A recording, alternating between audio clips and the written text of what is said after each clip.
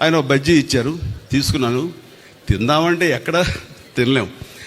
ఆ సమయంలో ఆయన ఒక మాట అన్నారు, బ్రదర్ మీరు బాగా అభివృద్ధిలోకి వస్తున్నారు, ఈ సంపాదించిన సంపద అంతా ఇనప మొక్కల మీద పెట్టద్దు, ఏదైనా మంచి హౌస్ కట్టుకోండి, ఆ తర్వాత స్థలాల మీద పెట్టండి, మనల్ని కాపాడేది అదే.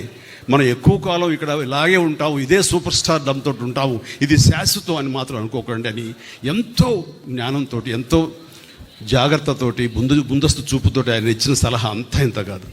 అప్పటిదాకా మంచి కారు కొనుక్కుందామా, ఇందాక మన కృష్ణదేవరాయ చెప్పినట్లుగా అప్పట్లో టయోటా సెరా అని చెప్పేసి తలుపులు పైకి తెరుచుకుంటాయి వింగ్ టాప్ లాగా, అది చాలా ఫ్యాన్సీ.